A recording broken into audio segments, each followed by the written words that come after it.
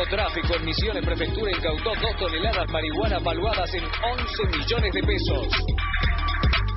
Esta es la sociedad en la que vivimos, la del consumo compulsivo. Buscamos productos, sensaciones, sustancias que alivien nuestra ansiedad, nuestra insatisfacción. En ese camino muchos se encuentran con las drogas. Las drogas no son un objeto de consumo más. Producen una dependencia física y psicológica muy difícil de controlar. Actúan directamente sobre las zonas vulnerables de la personalidad, brindando una falsa sensación de bienestar, de seguridad, pero con el tiempo terminan por anular la voluntad de quien las usa. Estaba todo bien, hasta que un día me fui a una fiesta. En el vidrio del baño me puso una línea. Me dijo, aspira esto. Y de ahí dije, uy, me ponen las repilas, que había salido recansada de trabajar. Y me puso repilas, fiesta ahí. Los motivos del consumo son muchos, son complejos y depende mucho de cada persona y también de cada grupo. La primera vez que fumé marihuana fue a los 16 años. Estaba con una novia que tenía en aquel entonces, que tenía 19 ella, y con un grupo de amigos de ella que eran de la edad de ella y más grandes también. Prendieron uno, empezó la ronda hasta que llegó a mí y como estaba medio curioso, fumé y lo pasé. Me acuerdo que iba con un amigo y él probó antes que yo. Y me dice, tenés que probarlo. Entonces al fin de semana siguiente fui y lo probé. Y me fascinó. Me encantó esa pastilla, esa droga. La persona que consume droga de manera abusiva es una persona que tiene una determinada serie de problemáticas personales, que se va aislando, que muchas veces queda prisionero de esta idea de yo lo manejo, hasta que llega un punto que ya no lo puede manejar. El efecto en sí me atrapó mucho. Porque tenía 16 años. Porque ese día cumplía 16 años. Porque tenía una vida por vivir, porque hoy no la tenemos. Era una adolescente, tenía 16 años, fue a bailar, mezcló éxtasis con alcohol, se descompuso, entró en coma y murió. Una mezcla explosiva, una combinación letal. Cuando una sustancia está mucho tiempo disponible, el organismo se acostumbra a ella. Y para poder entonces provocar el mismo efecto, requiere aumentar la dosis. De lo esporádico pasó a... ¡ay, no! Y empecé a consumir de día. Que en determinado momento y por determinada situación personal, familiar o laboral, ese consumo se disparó y ya no pudo parar. Todo el día consumiendo. Ya cuando dejaba de tomar era... quiero dormir, estoy muerta de cansancio. No aguanto más. No lo toleraba. Se volvió feo. Mostró la verdadera cara, digamos, que no era ninguna fiesta, que no era nada simpático, que no era nada alegre, que mostró el lado miserable de lo que estaba pasando. Sí, se volvió raro.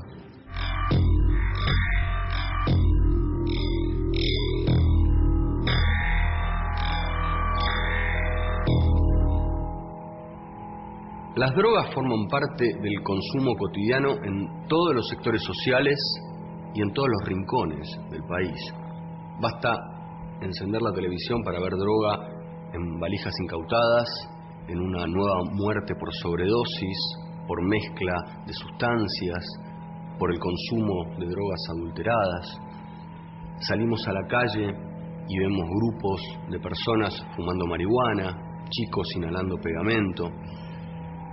Droga en los boliches, en las fiestas, en los recitales, en nuestra casa. Hay dos opciones.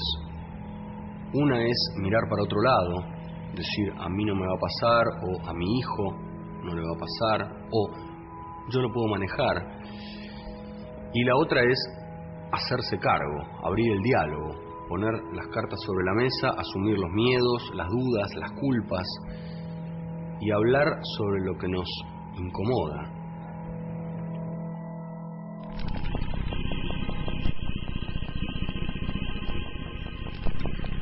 Un problema con el tema de las drogas es el temor que muchas veces, especialmente los adultos, tienen en relación al tema. Entonces, el temor juega en contra para la posibilidad de dar información clara, para plantear las opciones, los riesgos y los cuidados. El temor también hace que se piense, se demonice la droga, como si la droga... Hay gente que dice, cuidado que la droga entra o que la droga está en la esquina. Y la droga como objeto no es algo que entra ni que está en la esquina, sino que son sujetos, son grupos, son sectores sociales. Y bueno, sí, quise conocer otro tipo de lugares donde no sea, viste, tan la joda así del encare y el alcohol y la pendejada, quería otro tipo de lugares, con otro tipo de propuestas. Y bueno, y así, nada, me fui sacando los boliches de música electrónica, ese tipo de lugares. La definición de la palabra droga, según la Organización Mundial de la Salud, es que una droga es cualquier sustancia que ingresando en el organismo produce alguna modificación. ¿Qué son las drogas? Son sustancias cuyo consumo puede producir dependencia y generan estimulación o depresión del sistema nervioso central. Dan como resultado un trastorno en la función del juicio, del comportamiento o del ánimo de la persona. Al principio, cuando recién empecé a consumir, se me desapareció la timidez. Se desapareció la timidez, era como lo que yo quería ser, ¿entendés? O sea, demostrar lo que yo quería ser, lo que yo era realmente sin ser tímida, o sea, me desinhibía. Desde un punto de vista farmacológico, las drogas se dividen en narcóticos, como el opio y sus derivados, la morfina, la codeína y la heroína, estimulantes, como las anfetaminas, el crack y la cocaína, y alucinógenos, como el LSD, la mescalina, el peyote, los hongos psilocibios y los derivados del cáñamo, como la marihuana y el hashish. Las drogas actúan sobre el cerebro, la mayor parte sobre ciertas funciones que tienen las neuronas en el momento en que se transmite la información entre una y otra. Si tenemos una neurona, cada neurona se intercomunica con otra neurona a través de los axones. Y acá donde se junta una neurona con la otra, que lo que hace es transmitir la información de una a la otra, es casi el lugar fundamental donde actúa casi todas las sustancias que sirven como drogas de uso. Cuando tenemos un estímulo que lo que dice es que una neurona tiene que transmitirle a la otra determinado mensaje, que tiene que ver, por ejemplo, con la euforia, lo que se va a producir es la liberación de los contenidos de estas vesículas, que son estos neurotransmisores, a este espacio. Entonces va a estar lleno de moléculas de noradrenalina, por ejemplo, o de dopamina en el espacio sináptico. Y de esta manera se transmite de una neurona a la otra un mensaje. Y de esta manera todo el cerebro tiene o una estimulación, o una depresión, o una euforia. Hay gente que pregunta, ¿por qué la gente consume drogas? Es medio difícil dar una respuesta porque en general los motivos del consumo son muchos, son complejos. Y depende mucho de cada persona y también de cada grupo. Puede ser este tema de la experimentación, pero a veces se relaciona con cuestiones de la historia de los sujetos, con pautas grupales, con un montón de otros motivos que además se articulan. No siempre es un solo motivo, sino que son varios, y habría que distinguir los tipos de consumo en eso, ¿no? Cada caso es único. No hay un solo factor que pueda explicar por qué una persona comienza a abusar de una sustancia en particular. Cada conducta de consumo está determinada por su historia, su condición social y el contexto en el que vive, entre muchas otras cosas.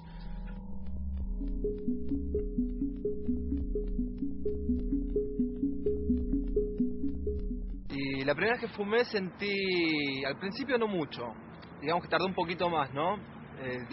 Fumé, lo pasé, al rato volvió a pasar y en un ratito empecé a sentir un poco de calor en la cabeza, en la frente, en los ojos.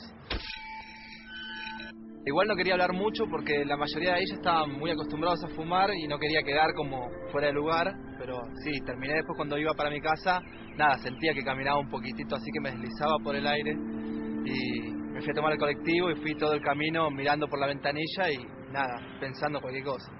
El cannabis es una sustancia psicoactiva tomada del cáñamo que tiene su origen en la India.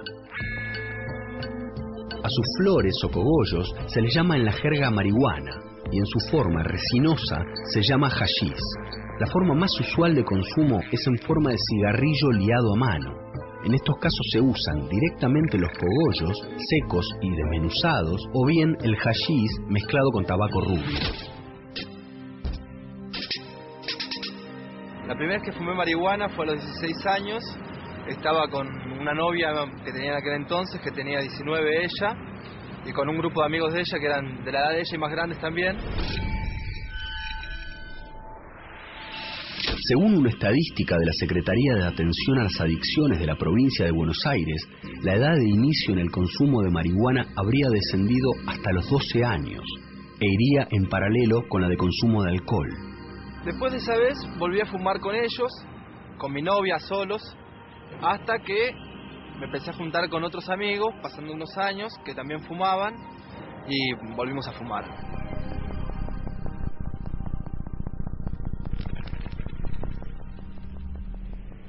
Las drogas generan dependencia. Algunas activan mecanismos que hacen que el cuerpo las reclame cada vez en mayor cantidad. Otras no generan una necesidad desde un punto de vista orgánico, pero sí psicológico. Bueno, si bien yo fumo, intento hacerlo por periodos, no fumar todos los días. Tengo conocidos que sí fuman todos los días, o conozco gente que para hacer todo lo primero que hace es fumarse un porro a la mañana y de ahí salir, y después uno al mediodía, y después uno a la tarde. Que si bien no es por ahí una adicción física, sí es una adicción de la cabeza, ¿no? Que el tipo elige estar todo el día de mambo y en base a eso también descuida algunas cosas, ¿no? Como por ahí el laburo, como por ahí relaciones con la familia. Encontraron un camión con más de 500 kilogramos de marihuana, 4.500 kilogramos, 4 hombres detenidos. Cuando una sustancia está mucho tiempo disponible, el organismo se acostumbra a ella. Y para poder entonces provocar el mismo efecto, requiere aumentar la dosis. Es algo bastante típico de ver que la persona bajo el efecto de marihuana está muy eufórica, pero todo lo contrario estimulada. Al principio cuando fumaba era como muy fiesta, ¿no? La sensación. Después con el tiempo me fui acostumbrando más porque empecé a fumar más seguido. Y ahora depende de la situación. Hay momentos en que si salimos de fiesta o si estamos con muchos amigos, por ahí nos quedamos riéndonos, no sé, hasta las 5 de la mañana, si es un fin de semana.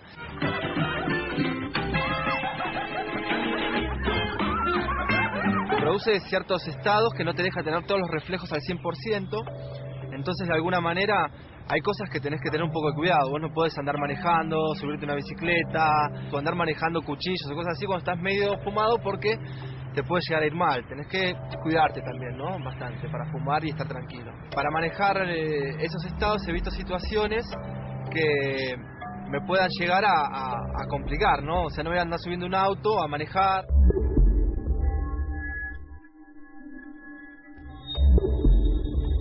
El lado negativo que le veo a consumir marihuana es que, por un lado, es ilegal, lo cual nunca te deja tranquilo. O sea, vos no puedes andar con un porro por la calle tranquilamente porque estás fuera de la ley. Y por supuesto, como es una droga ilegal, no tiene control de calidad. A diferencia que el tabaco, cualquier marca de tabaco lo tiene, la marihuana no tiene control de calidad. El filtro en el tabaco filtra muchas cosas. Es insuficiente, pero filtra muchas cosas. De hecho, vieron cómo se pone el filtro del tabaco cuando se termina de fumar el cigarrillo. Está oscuro, porque filtró muchas cosas. En la marihuana el filtro lo hace el pulmón, exclusivamente. Los mayores efectos de la marihuana igualmente se ven en el consumo crónico. ¿Por qué? Porque produce muchas alteraciones. Por ejemplo, en los varones produce una disminución de la testosterona. Está demostrado que el fumar un porro disminuye los valores de testosterona, así que hay que tener cuidado. Las consecuencias físicas del consumo de marihuana en los hombres son la disminución del volumen testicular y una menor producción de espermatozoides con baja movilidad, llegando al punto de su desaparición total en el semen. Con respecto al sexo y estar fumado, hubo un par de veces que estuvo bueno y hubo algunas otras en las cuales la cosa no estuvo bien, porque nada, corporalmente no daba, nos dispersábamos mucho, por ahí la cabeza volaba hacia otro lado, entonces llegó el momento en que nada, tenías que esperar la respuesta de otro lugar y y no respondían. En las chicas lo que hace es disminuye los niveles de prolactina, que es otra hormona, y lo que produce son ciclos anovulatorios, es decir, que en una pareja que fuman los dos marihuana corren el riesgo de, por ejemplo, tener una infertilidad secundaria.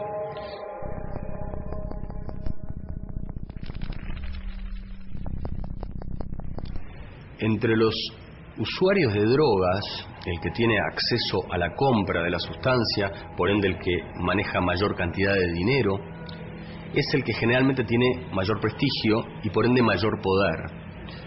Por eso, entre los consumidores, aquel que consume no aspira solamente a una mayor potencia sexual, a un estado anímico diferente, a un momento de olvido, sino que aspira de alguna manera a una cuota de poder.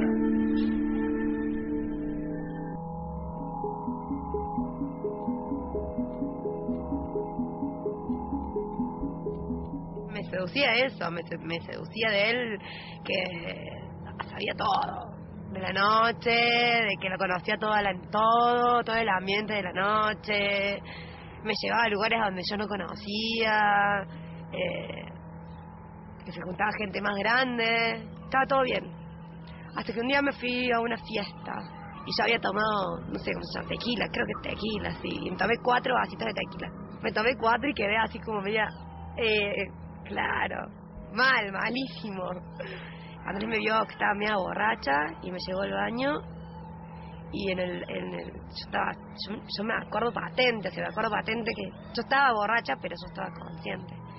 Que cerró la puerta del baño y estaba con su mejor amigo ahí adentro y el amigo estaba dado vuelta, estaba tomando cocaína y él me puso en el vidrio del baño, me puso una línea y me dijo, aspira esto. La cocaína es una droga estimulante que se extrae del Erythrocilum coca, una planta del altiplano que era utilizada por los aztecas y los incas. Luego de un proceso de síntesis química, se obtiene el sulfato de cocaína o pasta base. De la pasta base se obtiene el clorhidrato de cocaína, una de las sales más finas de la producción ilegal.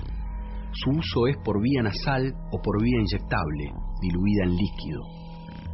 El residuo que queda de la separación del clorhidrato y la pasta base es el paco.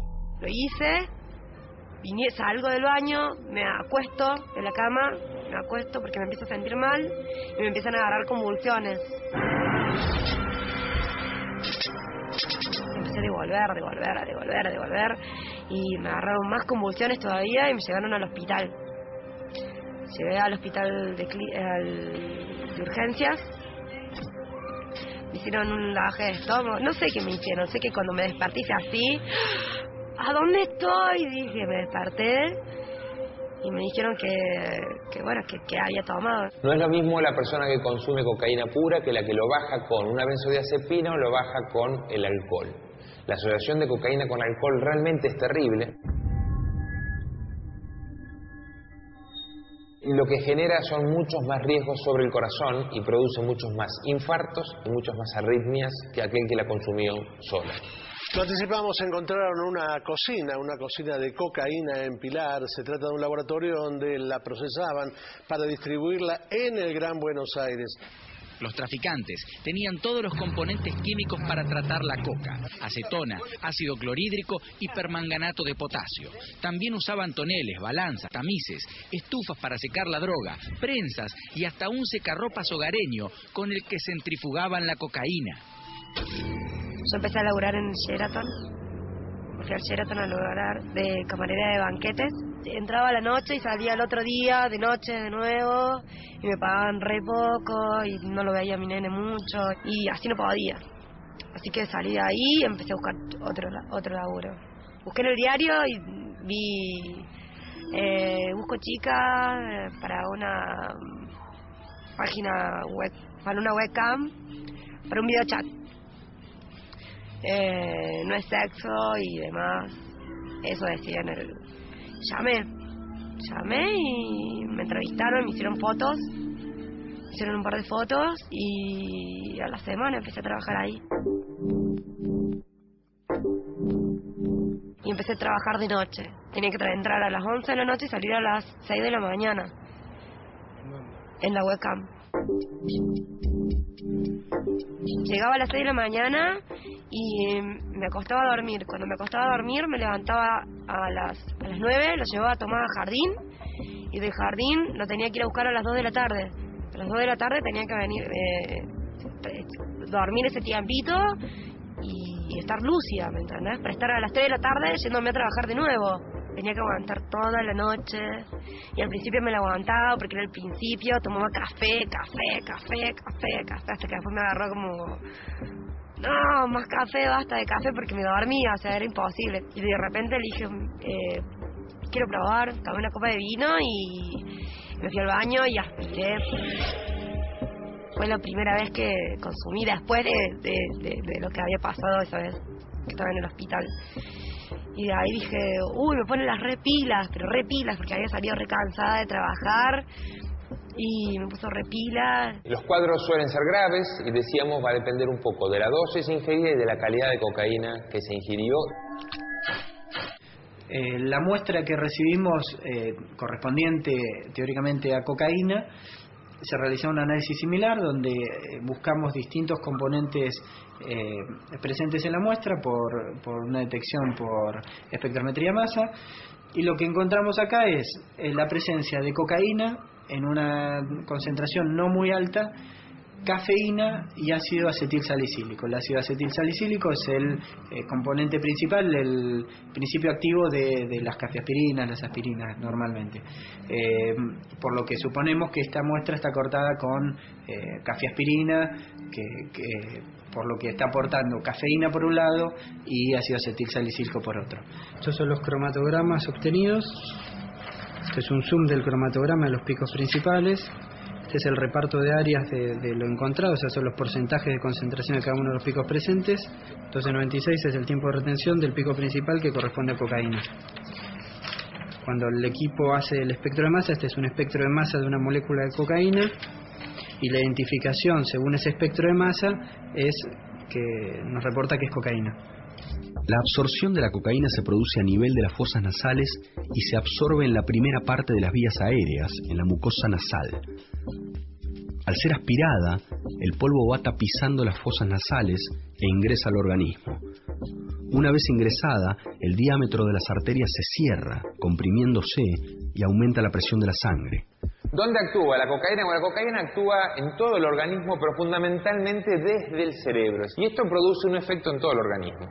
Empezando de arriba para abajo, a nivel del sistema nervioso, lo que va a producir es un estado de máxima alerta, de máxima irritación, mucha euforia, mucha euforia. El paciente está así como muy excitado.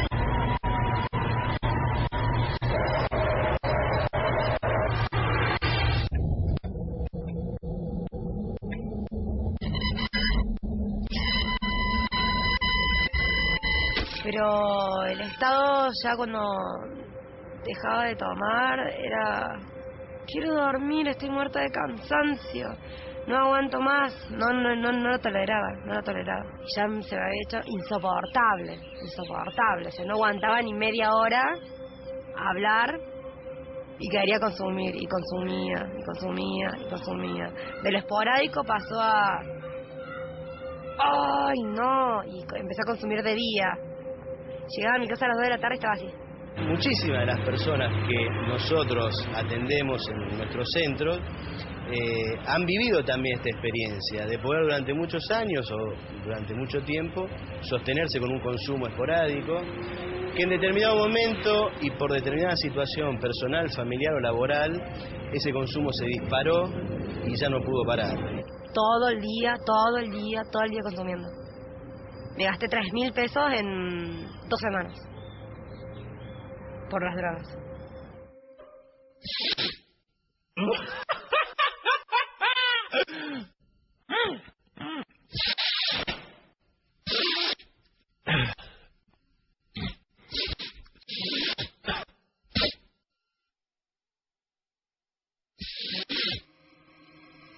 Era súper bueno porque yo no estaba cansada, salía de laburar y no estaba cansada, re pila. Era un flash, así, re bueno. Después ya no, después ya me empezó a aburrir. O sea, era... me aburría, no le encontraba sentido. O sea, y no me gustaba el estado. Me gustaba estar en ese estado. No le encontraba el placer. Al principio sí, después no le encontré el placer.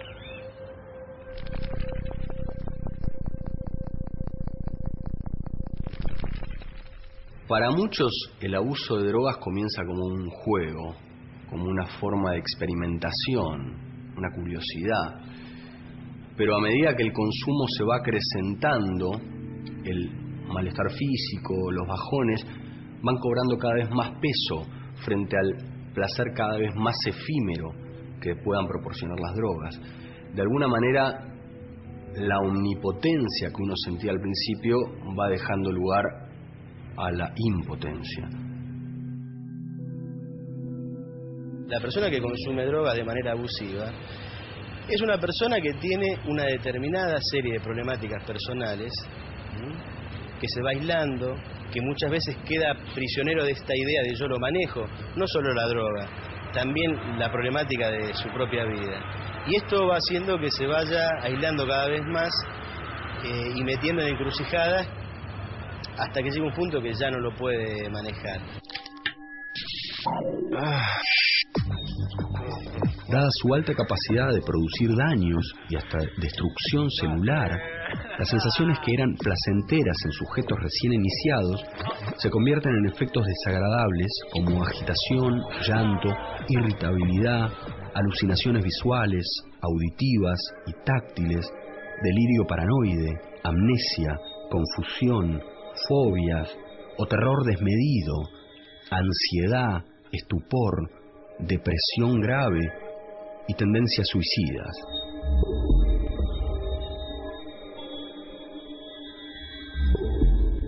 Andrés me dice que no me iba a dejar ver a Tomás a menos que le presentara un certificado donde me decía que yo estaba haciendo un tratamiento contra las drogas. Y no me dejó verlo durante 2 semanas. Y me agarró depresión por no poder ver a mi hijo. Y lo llamaba por teléfono y quería verlo y no me dejaba. Quería ir al jardín y tampoco me dejaba. Pasó otra semana más y consumí peor. Una noche llamo a Andrés y le digo que quiero hablar con Tomás. Pásame con Tomás, qué sé yo, que quiero hablar con él. Y ya había tomado la decisión de pegarme un tiro porque mis amigas tenían un arma. Yo estaba en la cama sin haber consumido, sin nada. Y estaba re depresivo. Y lo tenía en las manos y dije, necesito hablar con Tomás. Hablé con Tomás y me dice, mamá, ¿qué te pasa? Y bueno, ahí fue cuando me puse re mal, me largué a llorar y le dije que estaba mal, que mamá estaba enferma, que necesitaba ir a un hospital y que necesitaba internarse. Y que, bueno, que no sabía cuándo lo iba a volver a ver, pero que mamá estaba. Entonces agarré el arma y la guardé y dije, no, esto no es para mí. Y no había consumido nada. Al otro día voy al IPAT sin haber consumido, pero amanecí con toda la sábana llena de sangre porque la nariz se me había reventado y ese día no había consumido, el día anterior tampoco, o sea, pero se me había reventado la nariz, y me asusté muchísimo. Me asusté de mí misma porque tenía un arma en las manos, ¿me entendés? O sea...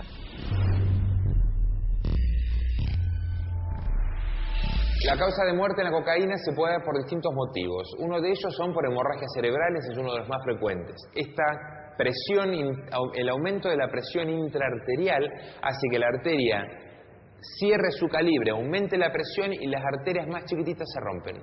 Cuando se rompe, produce una hemorragia cerebral. Esa es una de las causas más frecuentes. La otra es el infarto cardíaco, y la cocaína dijimos que aumenta la frecuencia cardíaca. El corazón bombea cada vez más rápido. Al bombear cada vez más rápido requiere más oxígeno, trabaja más. Si nosotros le estamos sometiendo a un aumento de la presión arterial, el trabajo cada vez es más fuerte, más necesario, y a eso le agregamos que la cocaína, como decíamos, espesa la sangre, de ahí a la producción del infarto es muy poquito.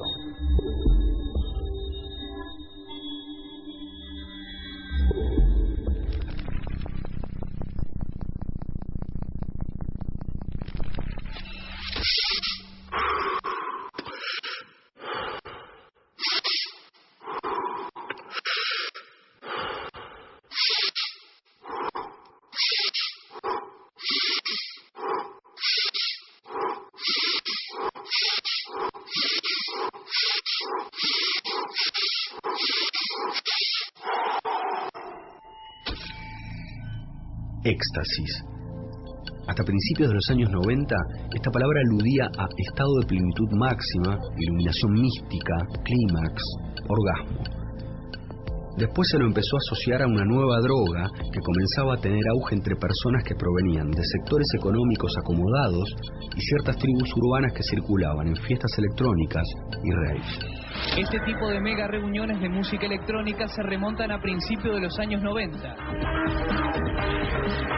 Este es el segundo cargamento descubierto en 48 horas, a días de que en la Argentina se festeje la primavera y se realicen varias fiestas electrónicas, donde esta droga de diseño tiene un mercado cautivo. En las Greenfields y fiestas electrónicas todos consumen, o sea, no hay que decir todos, pero el 80% consume y toma pastillas y éxtasis. O sea, son 13 horas de disjockey, 13 horas. ¿Qué persona se la aguanta estar bailando de corrido sin recurrir a ningún tipo de anfetamina, energizante, pastilla o droga? Ninguna. Pero bueno, como está de moda, se lo acepta. Me acuerdo que iba con un amigo y él probó antes que yo. Y me dice, tenés que probarlo. Entonces al fin de semana siguiente fui y lo probé. Tomé, no recuerdo bien si media o una entera, y me fascinó. Me encantó esa pastilla, esa droga, el efecto en sí me atrapó mucho. El éxtasis es lo que se conoce químicamente como MDMA. Es metilendioximetanfetamina, es un derivado metanfetamínico, es una droga de diseño. Las drogas de diseño son drogas que fueron exclusivamente diseñadas y fabricadas para producir un efecto psicoactivo. Nunca fueron utilizadas ni como medicamentos ni tienen ninguna otra acción sobre el organismo, sino un efecto recreacional y estimulante del sistema nervioso. Y es una droga que agudiza mucho los sentidos, que genera mucho bienestar, genera como un placer muy grande. Es un estado de éxtasis y sí, todo es un bienestar. La música se la escucha con una intensidad distinta a sin, digamos, estar sano. Es como que la sentís adentro del cuerpo, en carne propia, te transporta mucho la mente, es como que estar volando, una abstracción total, y todo es al ritmo de la música. Y genera eso, como un bienestar muy grande, como mucho amor, no sé cómo explicarlo. Sí, mucho amor, mucho cariño, alegría y también euforia, ¿no? Obviamente. Este clima que se genera dentro del boliche, la buena onda entre todos, esta puesta visual que se hace en estos boliches electrónicos, se pone una puesta en escena como más importante. Realmente las fiestas son más caras que los boliches, se pueden ir desde 80 pesos para arriba, depende de quién, qué y qué lugar. Sí, la entrada del boliche, las drogas, cigarrillos, el agua mineral, esto que lo otro. Principalmente la entrada y las drogas, es lo que más gastaba. El agua pues se veía, de última se veía, pero sí, se me iban 200 pesos fácil. Sí, y así como si nada.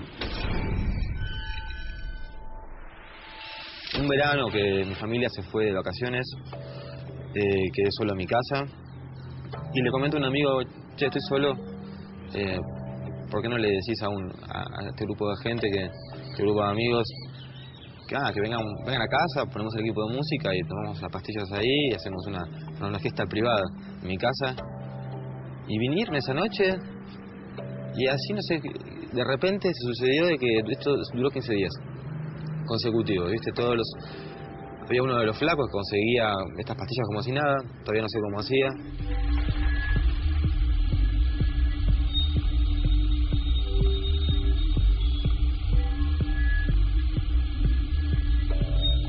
Con el equipo de música a todo volumen sacamos todos los muebles, la pista de baile era el living y la droga circulaba así. Me acuerdo que entraba gente que no conocía o amigos de estos amigos que los veían en el boliche a comprar algo o a hacer algún tipo de... se iban y así durante 15 días, todos los días. Era la noche tomar el éxtasis y en el día fumábamos, hacíamos otra cosa. Hay una definición de drogas, una definición antigua, que dice que las drogas son al mismo tiempo veneno y remedio. Lo que pasa es que hay así como una sensación de vacío posterior que tiene que ver con esta cosa de angustia. Y que bueno, tiene que ver con todo un aparato psíquico que hace que el por qué se consumió y al otro día qué pasó. Y bueno, es decir, tiene que ver con cuestiones muy personales de cada uno, ¿no? Y sí, se puso raro. Ya lo último ya estábamos destruidos. Sí, se puso raro. Se volvió feo. Mostró la verdadera cara, digamos, que no era ninguna fiesta, que no era nada simpático, que no era nada alegre, que mostró el lado miserable de lo que estaba pasando. Sí, se volvió raro.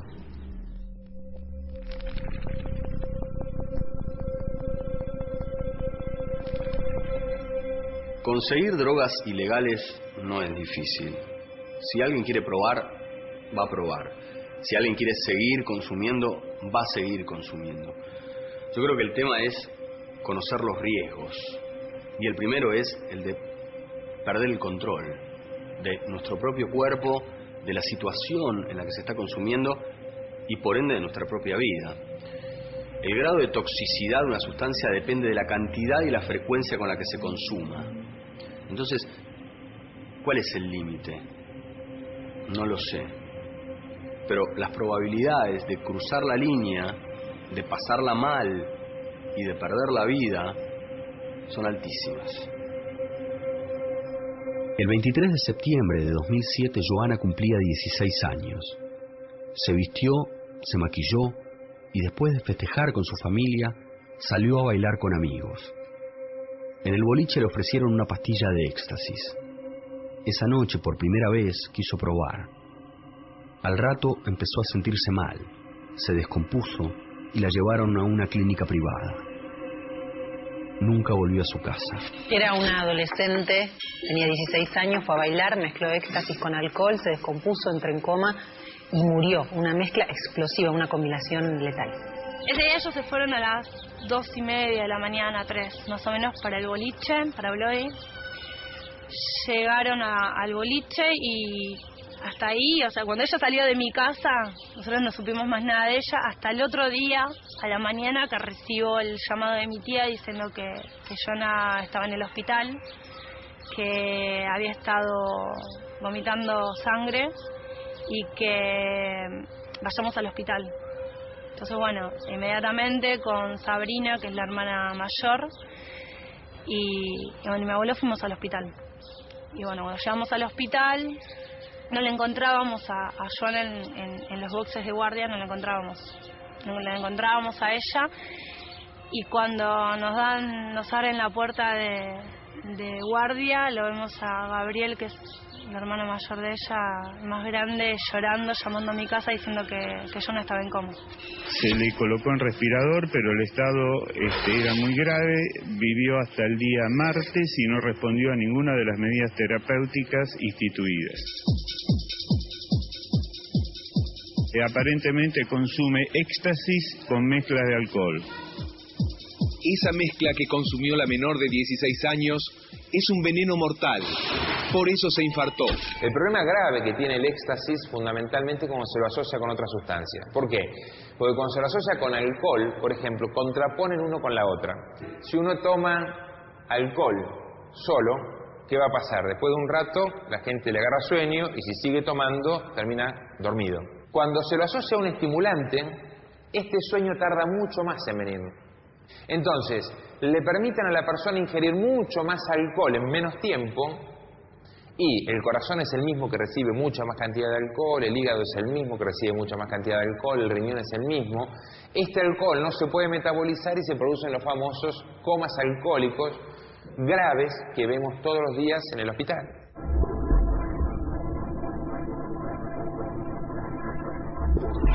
Todo ocurrió en un boliche llamado Bloody Sound en Aedo. 3 amigos que no quisieron dejar sus nombres la internaron en el Santoyani, donde agonizó y murió. Una piba normal, sana, con un montón de proyectos.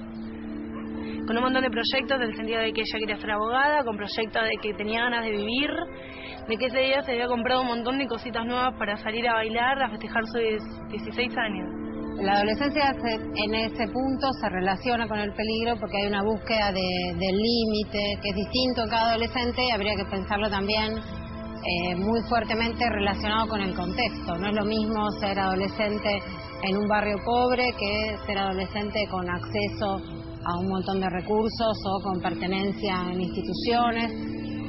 Hay adolescentes que tienen hijos, adolescentes que trabajan, entonces ese transitar por ese momento cambia según los contextos y las situaciones. La adolescencia no es lo mismo en cualquier lugar. Por ejemplo, un chico que pertenece a sectores medios, con papás que tienen trabajo y cierta formación cultural y demás, los problemas que están, por ejemplo, ligados a la cuestión de drogas o de comportamiento, aparecen en el periodo de la adolescencia, entre los 16 y los 18 años. Generalmente tienen que ver con el punto de pasaje, ¿viste?, del que hablábamos. No todos los chicos viven la adolescencia de la misma forma. Algunos la transitan en medio de la marginalidad y la pobreza, mientras que otros tienen acceso a una educación y viven dentro de un marco social y familiar que los contiene un poco más. Los sueños, las ambiciones, los proyectos son diferentes. Las drogas y sus efectos son diferentes. Pero en todos casos, el consumo de alguna manera siempre nos está hablando de lo mismo, de cuestiones de tapar, cuestiones no satisfechas y a la vez que no pueden ser expresadas, manifestadas ni transformadas.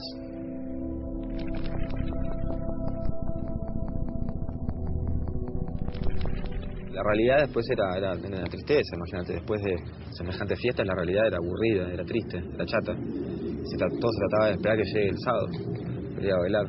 No sé, cuando yo tendría 17, 18 años, me acuerdo que era una época en la que estaba en el colegio, tercer, cuarto año y era muy estudioso, tenía proyectos. Jamás en ese momento me imaginé que esto me hubiese pasado, que hubiese caído en la droga, que hubiese perdido de repente así las riendas de mi vida.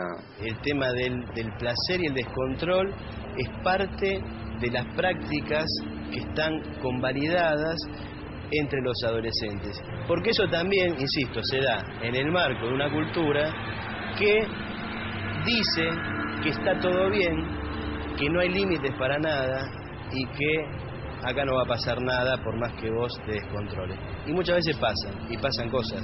Ella estaba bien cuando se fue acá, no es que estaba mal, estaba bien. Ella estaba bien. Siento, además de la bronca, impotencia, porque tenía 16 años, porque ese día cumplía 16 años, porque tenía una vida por vivir, porque hoy no la tenemos y porque es re feo sentarse en una mesa con la familia y saber que ella no está, porque vas a poner un plato y ella no está, y contás los platos de la mesa y no está, y ves las fotos, las últimas fotos que ella se sacó del celular y no está. El que consume por primera vez una pastilla de éxtasis no sabe cómo va a reaccionar el cuerpo a esa sustancia. En algunos casos, una sola basta para generar un efecto adverso y en ocasiones mortal. Cuando se toman varias juntas, el riesgo cardíaco aumenta. Si la persona que consumió viste ropas ajustadas o sintéticas que no le permiten transpirar o no toma agua cada media hora, corre peligro de deshidratarse. A su vez, si toma más de 1 litro por hora, puede sufrir un shock hídrico. Las señales de peligro son mareos, cansancio, dificultad para tragar, dejar de transpirar. Cualquiera de estos síntomas pueden ser un aviso de un golpe de calor. En caso de encontrarse cerca de una persona que consumió y se siente mal, hay que pedir ayuda de inmediato y mientras tanto refrescarlo con abundante agua. Pero las casi 60.000 pastillas decomisadas este mes en solo 2 operativos revela que estamos ante una avanzada en el tráfico y consumo de este veneno. El alcohol complicó el cuadro.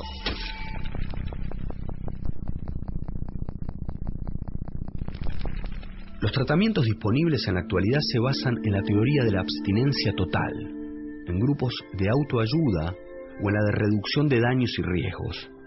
Se utilizan distintos dispositivos de acuerdo a la situación de cada sujeto, que van desde terapias individuales, de grupo, tratamientos ambulatorios o internación.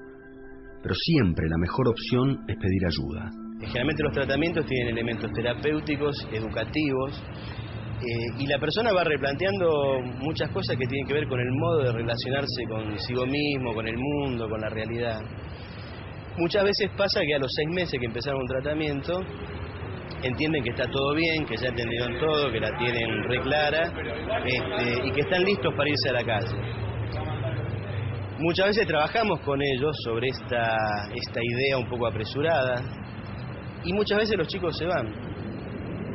Justamente en esta idea de que ya estoy listo y yo puedo manejar estas cuestiones. Y generalmente al segundo, al tercer día, están volviendo a la institución a golpear la puerta, pues se dieron cuenta que en realidad esto de manejarla era una ilusión. Yo pienso, ¿no?, de que por ahí muchos chicos que por ahí no tienen esta suerte de poder tener una familia que estén presentes, pasan las visitas y no los van a ver nadie, o van muy de vez en cuando, saben de que salen y no los espera nadie, que no hay un hogar, no hay una casa, ¿no? Y en ese momento es todo, en ese momento que por ahí uno no tiene amigos, no tiene una pareja, no tiene otras cosas para poder suplantar y encontrar afecto y contención, la familia es todo. Entonces si no lo hay, ¿para qué ese chico va a poner tanto esfuerzo? Ellos fueron, no sé, una pieza fundamental en lo que fue mi tratamiento, en lo que fue mi recuperación. Nunca me puedo quejar de ellos en lo que fue en el tratamiento, que vinieron a todas las visitas, y me acuerdo cuando se iban que era muy fuerte, era un momento muy, viste, de saber que en toda la semana los ibas a volver a ver, que muchas ganas de irme con ellos a mi casa, no me quería quedar. Muchas veces la gente pregunta cómo se sale de las drogas o qué se puede hacer ante, por ejemplo, un adolescente que se lo encuentra con un cigarrillo de marihuana. Las mejores experiencias son experiencias en las que las personas pueden hablar acerca del tema, en las que se trata de buscar no condenar, no estigmatizar al sujeto y tratar de escuchar mucho, más que hablar, que escuchar.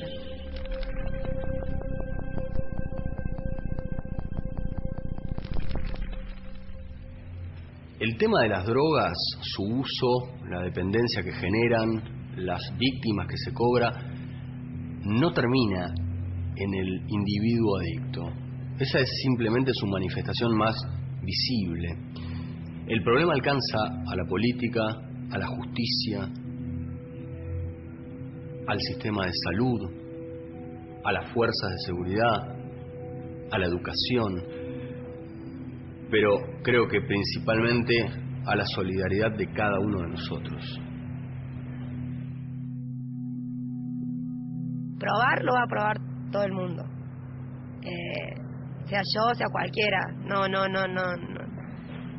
Nadie, todo el mundo es vulnerable a poder consumirlo, pero perdés muchas cosas y después te das cuenta. Vas perdiendo, te vas alejando de todo, te vas dando cuenta de que te vas cerrando en un círculo y crees que todo es muy lindo, que tenés amigos que no son realmente amigos, que en el momento que los necesitaste, cuando estuviste mal, realmente mal, no estuvieron. Sí, por ahí, por momentos me detengo a pensar, a un poco a mirar lo que estoy haciendo hoy por hoy. Hace 2 años que estoy en tratamiento, que ya un año de estar en la facultad, de estar trabajando, de salir a la noche a pubs, de estar, no sé, viviendo en mi casa con mi familia de vuelta después de haber estado en la comunidad internado.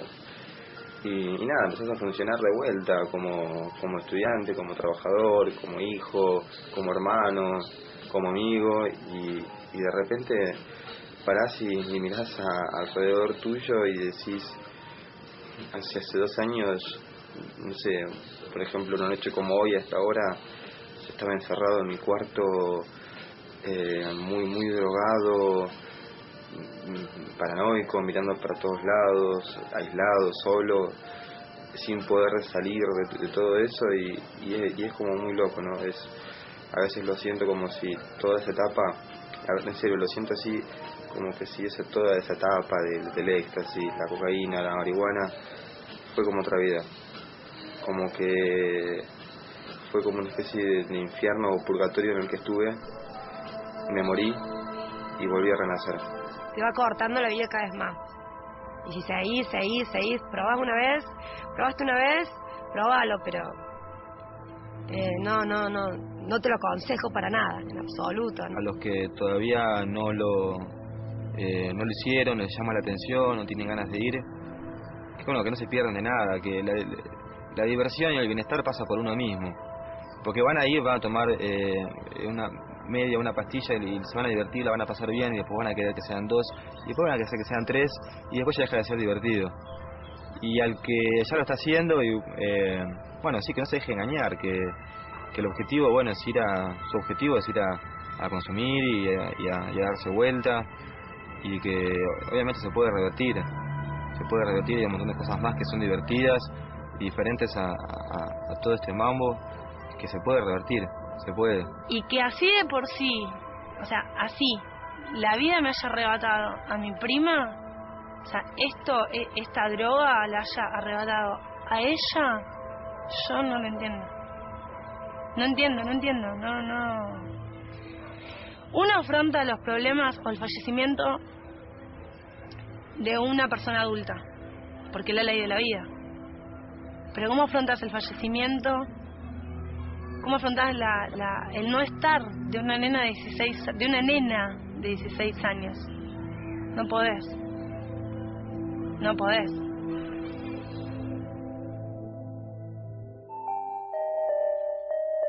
Si vos o alguien cercano, un familiar, un amigo, están sufriendo por su adicción a las drogas y necesitan ayuda, podés acudir a Narcóticos Anónimos de Argentina, NAR Anon, Cedronar, Subsecretaría de Atención a las Adicciones, Ministerio de Seguridad, Hospital Fernández, Hospital Posadas, Centro de Toxicología del Hospital Pedro Elizalde, Hospital de Niños Ricardo Gutiérrez, Hospital Sor María Ludovica de la Plata, Centro de Toxicología de Rosario, Hospital de Niños de Córdoba, Hospital de Niños de Salta, Centro de Toxicología Municipal de Tucumán, Asesoramiento de Análisis Toxicológico.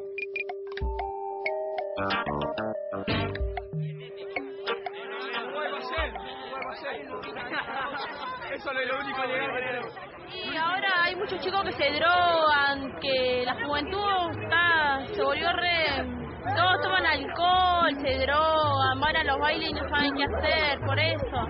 Hay veces que pasás y mirás que se están drogando así, pero bueno, hay que tratar de alejarse de ahí.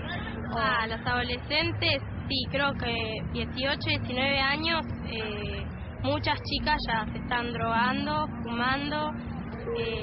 Tal vez a mí se me hace que la mitad de esa gente no es porque le guste, sino por querer ser más de lo que son. Yo creo que no, que la mayoría de las chicas adolescentes están todas en eso. Hay chicos que son normales, por alguna manera de llamarlo, y empiezan tomando alcohol y después van empeorando y toman droga hasta que llegan a un límite que ya no dan más. Y hay chicos que directamente no toman conciencia de lo que hacen y primero toman droga y cada vez se ponen cada vez peor. Pero algunos empiezan con alcohol y droga y otros con droga. No, depende de cómo piensen. La verdad es que nunca me ofrecía ni nada y tampoco estaría dispuesta a probarlo porque no me llama la atención, aparte también es para ganarse la vida. Gracias a Dios no me relaciono con las drogas y tampoco me ofrecieron ni nada, y pienso hoy no me llama la atención porque es para hacer la vida. En el colegio se ven muchos chicos que fuman y algunos que por ahí drogan, pero no me junto mucho con ellos. Para mí creo que es una boludez. No, soy sana. Porque creo que toman para llamar la atención. y eso a mí no me gusta, para nada.